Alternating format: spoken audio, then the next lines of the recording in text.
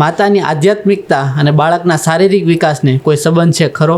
દેખીતી રીતે જોવા જઈએ તો આપણને એવું લાગે કે આધ્યાત્મિકતા અને શરીરના વિકાસને શું કનેક્શન હોય, પણ ખરેખર વિજ્ઞાન એવું કહે છે કે બાળક જ્યારે ગર્ભમાં હોય ત્યારે બાળકના શરીરની બધી જ સિસ્ટમ એ ડેવલપ થઈ જાય.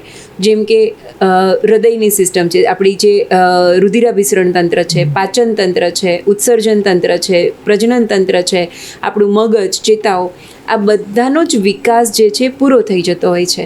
પહેલાં 5 મહિનામાં આ બધા જ સ્ટ્રક્ચર્સનો બેઝ બને અને એના પછી એનો વિકાસ થાય. એટલે 9 મહિના પછી જ્યારે બાળક જન્મે છે ત્યારે એની બધી સિસ્ટમ પરિપૂર્ણ હોય છે.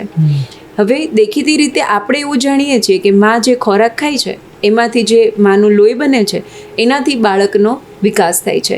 પણ આપણે કેટલી બધી વાર એવું જોયું છે કે ખાતા પીતા ઘરની વ્યવસ્થિત દીકરીઓ પણ બાળકનો વિકાસ અટકી જાય છે અથવા બાળકનું વજન નથી વધતું.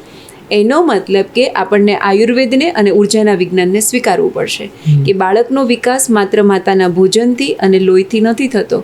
માતાની ચેતના એ બાળકને પોષી રહી છે અને માતાની જે ચેતના છે એ જેટલી ઉન્નત હશે, એ જેટલી સારી હશે, એટલો એ બાળકનો વિકાસ સારો થશે. બાળકના શરીરના જે વિવિધ અંગો, ભાગો, તંત્રો બની રહ્યા છે એ સ્વસ્થ હશે. માતાની આ ચેતના પોષાય ક્યાંથી? જો માતા ખુશ છે, આનંદમાં છે, સેવા કરે છે, કૃતજ્ઞતામાં જીવે છે અને સકારાત્મક ભાવોમાં જીવે છે, અને આ બધા જ ગુણો એ આધ્યાત્મિકતા વગર શક્ય નથી. તો કદાચ પાછી કડી જોડીએ કે આધ્યાત્મિકતાને શારીરિક વિકાસ સાથે સીધો સંબંધ છે. ઓકે.